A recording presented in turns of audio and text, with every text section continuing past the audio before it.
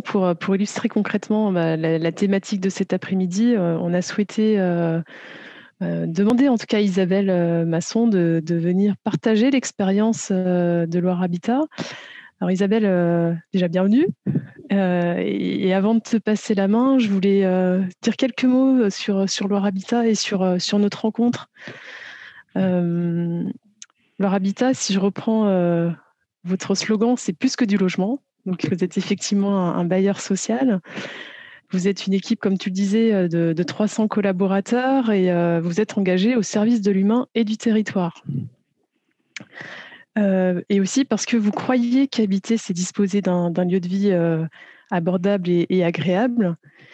Et dernier point, c'est parce que vous voulez être acteur d'une société solidaire, respectueuse et responsable. Ça, c'est votre raison d'être que vous avez travaillé dernièrement. Et après 2 projets de démarche RSE que vous avez engagés depuis 2015, vous êtes actuellement en fait dans un nouveau projet d'entreprise que vous nommez Odyssée 2025. Et vous avez décidé et pris conscience en fait que pour embarquer vos collaborateurs dans ce projet, vous deviez faire autrement et changer la façon de changer. Et on s'est rencontrés, nous, l'année dernière, lors de la tournée Elance Tour, où vous nous avez accueillis. Et vous avez été finalement un peu interpellés sur notre manière un peu différente d'aborder les projets de transformation. Et je vais maintenant te donner la main, en fait, Isabelle, pour que tu puisses nous en dire un petit peu plus sur cette trajectoire de changement que vous êtes en train d'opérer. Et puis peut-être revenir un peu sur l'histoire dont on a pu échanger ensemble. Merci Corinne. Alors, je vais essayer de vous présenter de la meilleure manière possible, effectivement, très concrètement, un projet qu'on a mis en place à Loire Habitat en ayant à cœur d'associer effectivement et de faire vraiment contribuer l'ensemble du personnel et l'ensemble des parties prenantes de Loire Habitat. Tout ça s'est construit assez naturellement, mais il a fallu passer par des étapes. Et très concrètement, l'idée, c'est de vous expliquer de quelle manière on est passé, alors peut-être pas d'un paradigme à un autre, mais en tout cas d'une façon de fonctionner dans notre entreprise, à une façon aujourd'hui qui est très différente, qu'il nous faut encore construire et construire dans la durée, mais n'empêche qu'on voit vraiment concrètement un changement aujourd'hui et une façon complètement différente de fonctionner. Donc la présentation aujourd'hui, l'illustration, l'exemple que je voudrais vous donner, c'est de vous montrer, de vous faire toucher du doigt avec beaucoup d'éléments qui ont été développés juste avant, comment on est passé d'une façon de raisonner, d'une façon de faire fonctionner les équipes à une autre. Et j'espère que je vais pouvoir, dans cette présentation rapide, reprendre les éléments que vous avez évoqués, vous, quand les uns et les autres, vous parlez de dirigeants convaincus, de démarche RSE, de raison d'être. Et Corinne a commencé effectivement avec notre raison d'être à nous, avec l'aspect environnemental, les parties prenantes, les valeurs perçues, le sens qu'on donne à notre action, la partie publique, privée, marché public, le temps, les échelles de temps, et sans oublier bien sûr la partie financière, parce que effectivement, quelle que soit l'entreprise, la partie financière, elle est évidemment essentielle et c'est parfois même le socle de l'entreprise et du fonctionnement. N'empêche qu'il n'y a pas que ça, ou en tout cas qu'on peut faire et le financier et le sociétal et l'environnemental. Et l'idée, c'est aussi de permettre avec des exemples des uns et des autres, et j'espère que cet exemple-là qu'on a vécu pourra être source d'inspiration ou en tout cas de réflexion et d'éveil à votre tour, comme nous, on a pu être éveillés, parce qu'effectivement, c'est en voyant des exemples concrets qu'on peut se dire on peut aller vers quelque chose de différent et fonctionner de manière différente. Alors nous, très concrètement, on est donc un bailleur social, le bailleur social de la Loire, on loge à peu près 25 000 Ligériens dans tout le département de la Loire. Et on a un statut qui est plutôt au départ public, puisqu'on a un établissement public, industriel et commercial. Donc, on a un fonctionnement qui est plutôt sur des paradigmes au démarrage très structurants, très cadrés, avec des processus, puisqu'on a effectivement été assez rapidement dans une démarche ISO, comme on le disait tout à l'heure, avec donc une démarche qualité, des processus, comment on se structure. On a des modes opératoires, des procédures. qu'on donne aux uns et aux autres pour savoir qui fait quoi à quel moment et sur la base de quel document ou quelle trame. Donc quelque chose d'assez directif, d'assez descendant dans l'esprit et qui fonctionnait très bien jusque il y a encore quelques années. On a été obligé de se réinventer. Depuis 2017-2018, il y a plusieurs lois qui ont été publiées et qui nous obligent, soit en matière financière, soit en termes de nombre de logements gérés chez les bailleurs sociaux. Donc, on doit avoir un certain nombre de logements gérés, sinon on doit se rapprocher d'un autre bailleur.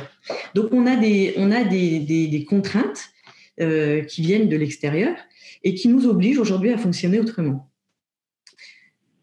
Qui, du coup, fonctionnait à un moment avec quelque chose d'un peu descendant ou un peu directif, a moins de place aujourd'hui. On a essayé l'année dernière, c'est un petit peu ce qui a enclenché tout ce fonctionnement. On a essayé l'année dernière de changer notre organisation interne. C'est-à-dire que jusqu'alors, on avait 7 agences qui étaient réparties dans tout le département de la Loire et qui accueillaient les demandeurs de logement, qui les recevaient, qui traitaient leurs demandes et s'occupaient après de chaque dossier. L'année dernière, plus exactement fin 2019, on a voulu changer ce fonctionnement-là et passer de ces 7 agences à 4 territoires. Donc, ce qui impliquait un changement d'organisation et de fonctionnement. Ce qui est intéressant, c'est pas tellement ce qu'on a réussi ou pas à faire, mais c'est comment on l'a fait. Et en fait, on s'est rendu compte, un petit peu comme l'expliquait tout à l'heure Sylvain, que notre fonctionnement, ça a été effectivement, le comité de direction, de se mettre dans une salle, 1 fois, 2 fois, 3 fois, de bien réfléchir, de faire fonctionner nos neurones et de pondre, c'était vraiment pondre, un système, une organisation qui nous paraissait intéressante. Et puis là, on s'est dit, bah tiens, voilà où on voudrait arriver. Ça serait intéressant que les collaborateurs le comprennent. Et on va leur expliquer qu'on va passer de 7 agences à 4 territoires de telle ou telle manière. Isabelle, tu as 5 minutes. Oui, merci. Et puis, on s'est rendu compte finalement que c'était peut-être pas mal de partager un peu plus avec les équipes et de les associer un peu différemment. Mais sauf que ça, on s'en a rendu compte en même temps qu'on était en train de mettre le projet en place, parce qu'on n'a pas pris le temps de réfléchir sur la manière dont on voulait le faire. Du coup, on a un peu avancé, un peu reculé, un peu directif, un peu on leur laissait la parole, ce qui a généré beaucoup d'incompréhension, parce que soit on avait quelque chose de très précis à leur descendre comme information, ils nous disaient vous voulez nous associer, mais finalement tout est organisé. Ou alors on leur disait écoutez, prenez la parole, exprimez-vous, construisez, proposez. Et là, ils nous disaient, mais vous savez pas où vous voulez aller. Donc, on s'est rendu compte que notre mode de fonctionnement, il fonctionnait pas. Notre mode d'échange, notre mode de construction ne fonctionnait pas. On a réussi à créer nos 4 territoires, mais ça a été très compliqué. La discussion a été très compliquée et on n'a pas forcément eu une adhésion forte de nos équipes. Dans la continuité de ce projet-là, on a effectivement été amené à réfléchir sur notre projet d'entreprise qui est actuellement en place, qui s'appelle Odyssée 2025, O comme organisation, D comme développement, I comme innovation et C comme client.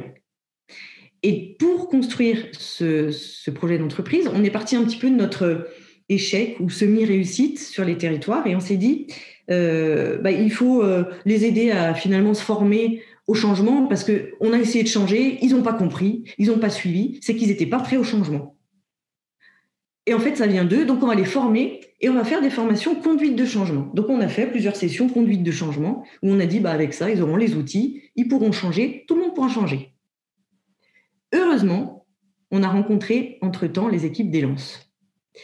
Alors, je ne fais pas de pub pour les équipes d'Élance, ce n'est pas l'objectif. N'empêche que c'est eux qui ont réussi à nous éveiller, justement, à la manière dont on pouvait fonctionner. Et en fait, avec eux, on a compris que le plus important, ce n'était pas tellement le projet, ce qu'on voulait faire, mais comment on allait le faire, comment on allait y aller et comment on allait construire ce projet.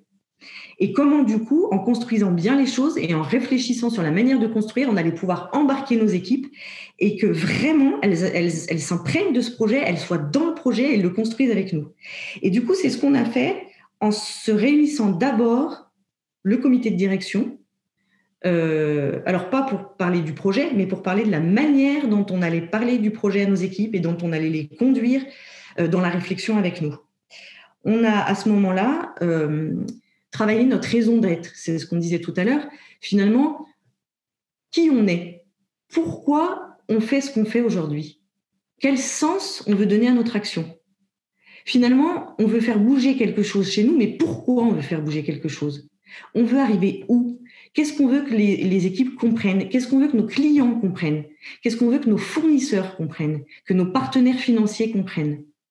Donc, on s'est réunis CODIR en se disant qu'est-ce qu'on veut apporter à nos équipes? Pourquoi on veut apporter ça? Et comment on veut y arriver?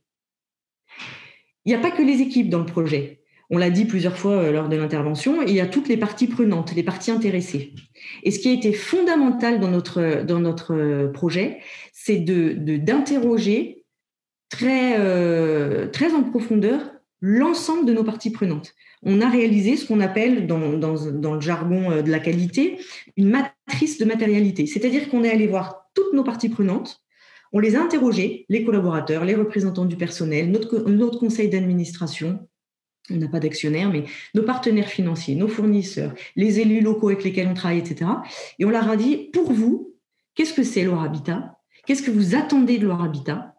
Vous voulez que Loire Habitat fonctionne dans quel sens? Pour quelles raisons? Avec quelle finalité? Et qu'est-ce que vous attendez de nous en priorité?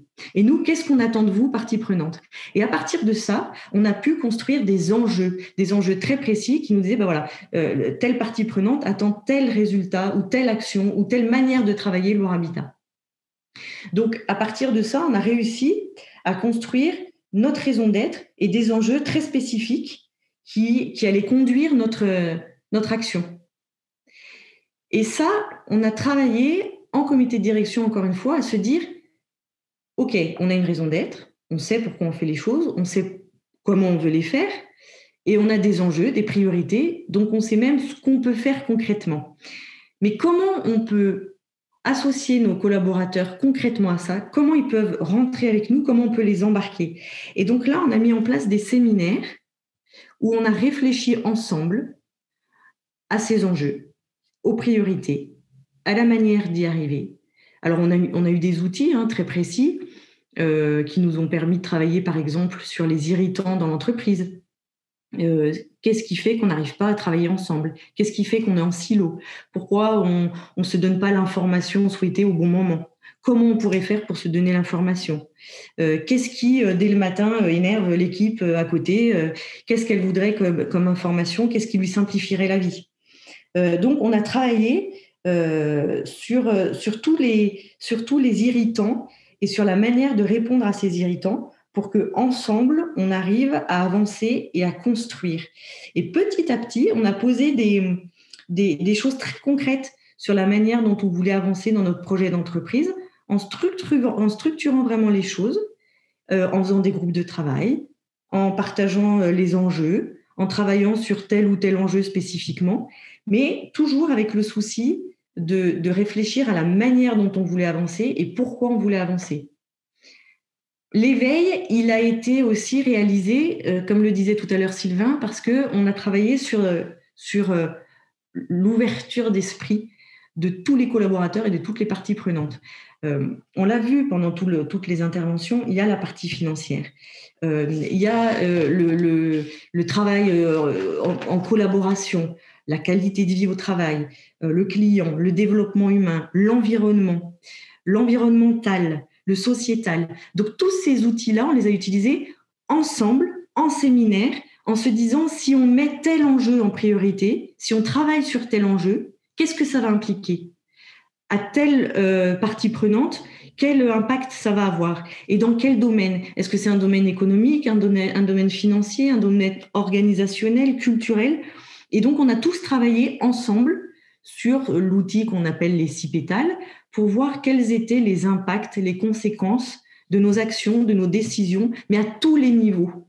Pas que d'un point de vue financier ou que d'un point de vue résultat de notre activité. Ce qui fait que les équipes ont été éveillées en même temps que nous, puisqu'on avait besoin de l'être aussi, en même temps que nous, sur pourquoi je travaille, avec quel objectif, sur quel enjeu concret, et ce que je vais faire, ça a un impact dans quel domaine et pour qui.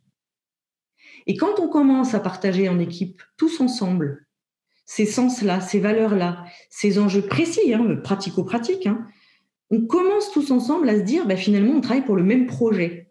Et l'idée, c'est de se dire, chacun, mais vraiment chacun, quand c'est fait dans ce sens-là, peut apporter sa pierre à l'édifice, peut avoir sa vision, son approche. Il n'est pas forcément spécialiste d'une question, mais il va donner un élément qui va nous permettre d'avancer pour tel ou tel sujet. Et chacun, avec son expérience, son vécu, son filtre, sa personnalité, ses qualités, eh ben, contribue au projet et contribue à faire que les choses avancent. Donc, ça nous a permis petit à petit... Pardon. Tu as 13 minutes. Ok. Ça nous a permis petit à petit, du coup, d'associer pleinement chacun, parce qu'on avait tous partagé le pourquoi on avance, le comment on avance, dans quelle finalité, et qu'on avait tous trouvé ensemble les valeurs qui nous animent, notre raison d'être, et les irritants, à la limite, qui pouvaient nous empêcher d'avancer. Ensuite, on a, par petites touches, expérimenté ce qu'on avait travaillé ensemble concrètement. C'est-à-dire qu'on s'est dit, OK, on a des valeurs, des projets, des raisons d'être qui ont des impacts sur les aspects sociétaux, environnementaux, etc., etc. Mais il faut du concret. Donc, on a mis en place des éléments concrets, des projets avec six pilotes de projets qui ont chacun un domaine différent, où chaque salarié a pu choisir son équipe sans forcément l'équipe de direction, mais avec des équipes qui n'ont pas l'habitude de travailler ensemble. On a mis en place une instance qui, justement, coordonne tous les projets, choisit des thématiques, met en place de l'innovation. Mais tout ça parce qu'on a pu, à un moment, partager les valeurs, partager la finalité et être vraiment dans la co-construction réelle avec des communications et des informations régulières. Voilà, je ne sais pas si c'est concret et si ça permet d'illustrer la manière dont on est passé de quelque chose de très directif à quelque chose de plus co-construit, simplement parce qu'on a pris le temps à un moment avec un séminaire comité de direction, un séminaire conseil d'administration, un séminaire avec l'encadrement. On avait prévu de faire quelque chose avec l'ensemble du personnel. On n'a pas pu en raison de la crise sanitaire, mais on a pris le temps, les uns et les autres, de réfléchir à la manière dont on allait avancer, de trouver ensemble des solutions et du coup de les mettre en pratique par l'expérimentation petit à petit dans le cadre de la création de notre projet d'entreprise Odyssée 2025. Et Isabelle, donc dans tout ce que tu décris, il y a à la fois les éléments très concrets, très visibles, tangibles, et puis en même temps, il y a tout un vécu intérieur par rapport à ça. Quel a été ce vécu ? Comment quand tu parles d'éveil, justement, qu'est-ce qu'il a fallu lâcher en cours de route pour arriver à faire autrement ? Qu'est-ce qu'il a fallu abandonner comme conviction, comme croyance, comme habitude et avec quelle facilité ou difficulté, justement, à lâcher ça ? Avec beaucoup de difficultés au démarrage, on a dû lâcher l'idée, nous, comité de direction, que nous 5, on pouvait réfléchir à la place de 300 personnes et trouver des idées, des solutions, des actions qui étaient peut-être meilleures que 300 personnes qui réfléchissent ensemble. On a dû lâcher l'idée que les collaborateurs n'avaient pas envie d'avancer ou n'avaient pas envie d'un changement. Et on s'est rendu compte que c'est toujours pareil, hein, dans les entreprises, il y en a peut-être 5, 6, 8%, j'en sais rien, qui ne veulent pas du tout avancer, 4, 5, 10%, je ne sais pas, qui sont sur-impliqués et qui font un travail parfois même un peu excessif. Et puis, il y a 80% des collaborateurs, 80% des clients, 80% des partenaires qui ont envie de faire quelque chose, qui ont envie de s'engager. Et du coup, nous, on a vraiment dû lâcher ça, se dire, on n'a pas raison sur tout, on n'a pas que des bonnes idées et il faut associer les autres, il faut leur faire partager l'idée, mais il faut qu'on se mette d'accord sur la façon dont on partage les idées, dont on construit les choses. Quelqu'un tout à l'heure a évoqué l'entreprise libérée. L'entreprise libérée, pourquoi pas, c'est une façon de fonctionner. Mais que ce soit une entreprise libérée ou une entreprise qui fonctionne de manière plus structurée ou une entreprise apprenante, peu importe, il me semble aujourd'hui que ce qu'on a lâché, nous, et ce qu'on a vraiment retenu aujourd'hui, c'est de se dire il faut qu'on partage la façon de travailler ensemble, quelle que soit la structure de l'entreprise, pour qu'on se comprenne, qu'on partage une méthodologie commune, un objectif commun, une finalité commune, pour arriver après à des résultats et à des réussites. Mais que quelle que soit l'entreprise, il faut qu'on se mette d'accord sur comment on veut avancer et prendre du temps là-dessus. Et donc, l'idée, c'est à un moment qu'il faut lâcher la croyance qu'il faut bosser, produire. Bien sûr qu'il le faut. Mais prendre un peu le temps de réfléchir et de fonctionner autrement, ça fonctionne super bien aussi. Et ça donne des résultats probants, réels, concrets. Il y a une question intéressante de Thierry Bory, du coup, qui demande jusqu'à quel niveau hiérarchique la co-construction elle est descendue, et surtout avec quel mode et comment avec les opérationnels, pardon. Alors, elle est descendue jusqu'à donc du conseil d'administration, comité de direction, l'encadrement intermédiaire. Aujourd'hui, on descend encore à un échelon puisqu'on a créé donc des groupes projets sur certaines thématiques où volontairement, là aussi on a dû renoncer un peu, on n'a pas un pilote qui est un directeur ou un responsable, mais qui volontairement peut être un collaborateur d'un service, une assistante, un technicien qui gère le pilote et qui gère le projet, à qui on donne des outils, des moyens, des trames, on les aide, on les accompagne, mais c'est eux qui gèrent, c'est eux qui sont en responsabilité. Donc on est... Pardon, oui. Non, c'était juste pour compléter. En fait, on avait travaillé avec l'équipe de direction pour être clair sur les modes de prise de décision pendant la démarche. Et donc, quand on a travaillé sur la vision, en fait, il y a en résumé, il y a 9 niveaux de travail. Et ça avait permis de se dire, voilà, ici, c'est le comité de direction qui décide, explique, va prendre le temps de discuter. Il y a deux autres échelons où là, ça va être co-construit avec l'encadrement intermédiaire, d'autres échelons où on allait consulter le personnel. En fait, peu importe. Ce qui est important, c'était d'être au clair sur qu'est-ce qui est décidé, parce qu'on peut avoir quand même des choses décidées par la direction, qu'est-ce qui est co-construit, qu'est-ce qui est de l'ordre du consultatif, qu'est-ce qui est de l'ordre de l'informatif. Et c'était important de partir, d'être conscient là-dessus et de ne pas aller dans tout le monde décide de tout d'un coup, ça n'avait pas de sens, ça aurait été même dangereux. Donc on a éclairé ça avant de partir. Exactement. Mais c'est là où justement, quand je disais tout à l'heure, on se met d'accord sur comment on fonctionne, quelle méthodologie et ce qu'on veut et comment on veut y arriver. C'est effectivement qu'il y a des choses qui se décident, tu as raison de le dire Sylvain, à différents niveaux, mais les choses sont expliquées là aussi. La première fois, quand on a voulu mettre en place notre projet et qu'on n'a pas fonctionné très correctement parce qu'on a mélangé un peu tout ça et qu'à un moment, on a mélangé justement le niveau de décision. Est-ce que nous, on décide? Est-ce que c'est eux? Est-ce qu'on fait un aller-retour? On s'est trompé, on remonte, on redescend. Et effectivement, c'était très confus. Quand à un moment, on a dit de manière très claire, effectivement, le comité de direction arrête tel type de décision, l'encadrement tel type de décision, les collaborateurs, les techniciens, les assistants peuvent intervenir dans tel type de décision, les choses sont claires. Mais quand on leur dit c'est vous qui prenez la main, c'est vous qui pilotez sur tel ou tel type de sujet, alors on va au bout. Et s'ils nous demandent quelque chose, alors on le fait. Si le groupe de travail arrive à une décision, à une proposition, alors on la met en œuvre. Parce que le groupe de travail avait le pouvoir de décider à ce niveau-là. Et donc, on va au bout de ce qu'il demande et on donne les moyens au groupe de mettre en place et de mettre en œuvre la décision qu'il a prise. L'idée au départ, pour répondre complètement à la question, c'était de descendre vraiment jusqu'aux équipes sur le terrain. Malheureusement, à cause de la crise Covid, on n'a pas pu. Mais l'idée, c'était vraiment d'avoir une journée avec l'ensemble du personnel où on partageait, comme on l'a fait déjà avec l'encadrement, toute notre histoire, toutes nos réalisations, tout ce qu'on a fait ensemble pour associer quand même les équipes à quelque chose de collectif. On parlait tout à l'heure de bien commun, mais c'est de dire voilà tout ce qu'on a réalisé ensemble et voilà où on veut aller ensemble. Et ça, on devait associer nos 300 collaborateurs. On n'a pas pu le faire. On espère pouvoir le faire cette année pour continuer de partager jusqu'au personnel de terrain l'ensemble de notre projet d'entreprise. On a eu d'autres manières de le faire, avec des communications, avec un journal télévisé à Noël pendant les vœux, puisqu'on a dû se réinventer là aussi et faire de cette crise une opportunité. Mais on a beaucoup communiqué et on continuera d'associer les équipes de manière très pragmatique et concrète sur ce projet-là.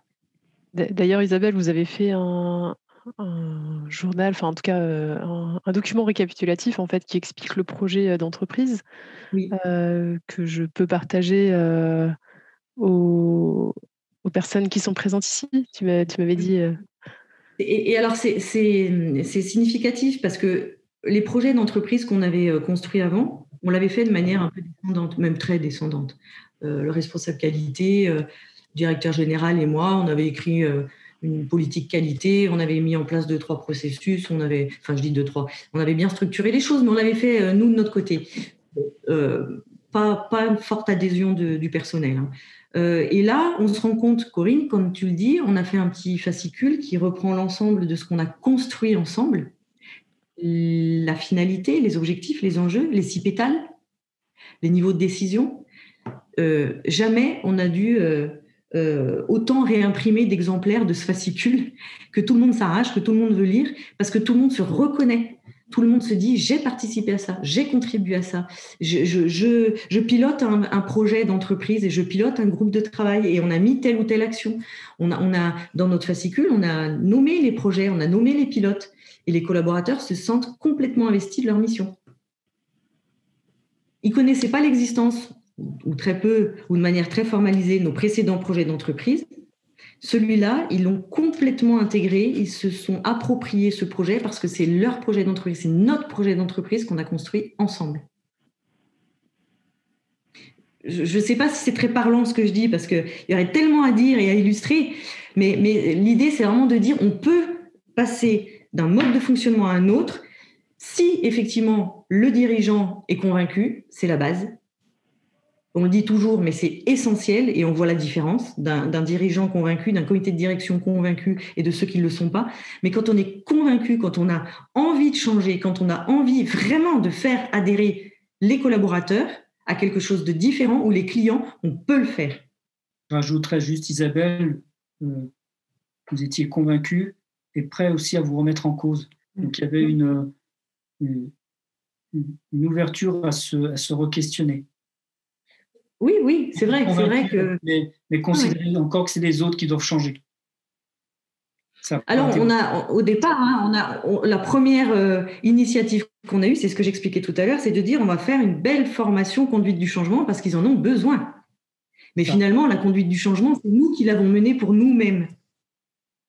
Et effectivement, c'est vrai, on s'est remis en question, on s'est remis en cause et on est heureux de l'avoir fait parce qu'on voit vraiment une différence aujourd'hui. Du coup, Isabelle, une dernière question et puis on vous laisse la main après James et Nicolas pour conclure. Ouais. C'est OK. Merci. Vas-y. J'avais un écho, c'est pour ça. Il y a une question du coup de Corinne Turpin qui demande comment est-ce que la bonne compréhension et l'adhésion de chacun a été évaluée. Alors, on l'a évalué de manière très concrète. Par exemple, dans le volontariat des salariés, quand on a posé la question qui veut mener un groupe de travail, qui veut participer à tel ou tel atelier, qui veut, etc., etc. Jamais on a eu autant de collaborateurs qui ont voulu spontanément, qui ont répondu spontanément à un projet d'entreprise, à une responsabilité supplémentaire. Tout à l'heure, il y a quelqu'un qui écrivait sur les messages, les salariés, ils ont parfois envie de se déresponsabiliser, etc. Là, on a vu l'inverse. On a vraiment des personnes qui ont dit « mais moi, j'y vais, quoi. Je lève la main et j'y vais, et je contribue, et je participe, et j'anime. » Et ça fonctionne. On leur a donné des outils, des trames, mais ils font des réunions, ils font des comptes rendus, ils diffusent leurs comptes rendus à d'autres services, à d'autres équipes.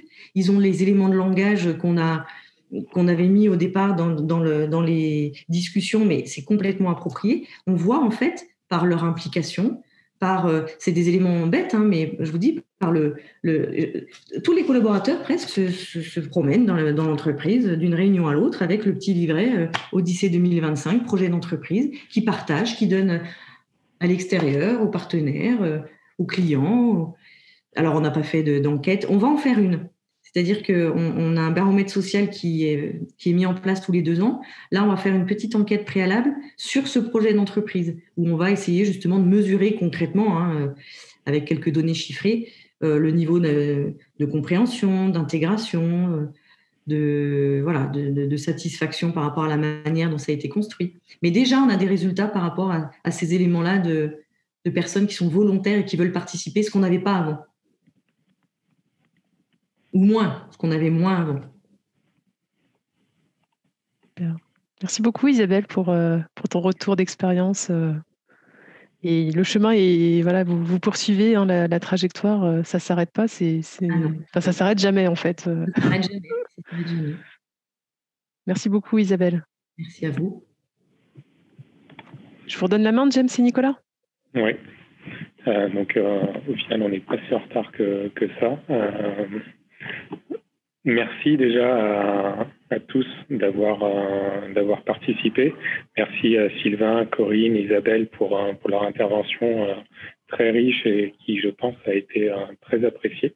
En tout cas, c'est l'impression que ça donne des remarques, des retours et de l'intérêt qui a été porté. Je vais juste vous partager une dernière fois mon écran pour conclure très rapidement la journée et vous libérer. Donc pour Relief, il reste quelques places pour l'accompagnement. N'hésitez pas à nous contacter si vous avez des questions. On est vraiment à votre disposition pour y répondre, pour vous expliquer aussi le processus, en quoi ça consiste. Donc, ce séminaire a été enregistré. Vous y aurez accès à travers l'espace du Club Clé et de eclaira.org. On vous enverra aussi le compte-rendu et les supports, vu que vous êtes inscrit, on a vos coordonnées. Et le prochain rendez-vous, du coup, on vous invite si ça vous intéresse, à le bloquer dans votre agenda. Ce sera le mardi 6 avril après-midi sur le sujet du numérique et de l'économie de la fonctionnalité. Où on va essayer de montrer les enjeux qui sont liés à ces deux sujets, notamment à travers l'idée de sobriété numérique. Donc, encore une fois, un grand merci à tous pour votre participation. On a grandement apprécié ce séminaire-là. Et puis, je laisse James conclure également. Merci beaucoup. Ouais, vraiment, c'était très intéressant, très riche de la fois vos contributions et puis les apports qu'on a pu avoir sur une mise en relief de ce que traversent les entreprises dans la transformation vers l'économie de la fonctionnalité. On vous propose... alors, est-ce qu'on prend une petite photo de fin, peut-être, rapidement, avant qu'on se quitte? Est-ce que si c'est possible pour vous d'allumer vos caméras? Hop. Avant de se quitter, pour ceux pour qui c'est possible, on attend 2 secondes. On vous laisse le temps d'allumer. Super. Super, super. Allez, on prend une photo. Tac. Merci beaucoup. C'est dans la boîte aussi. Génial. Eh bien, écoutez, bonne fin de journée à toutes et tous. Merci beaucoup et à bientôt. Merci, à bientôt. Bonne journée, au revoir. Au revoir à tous.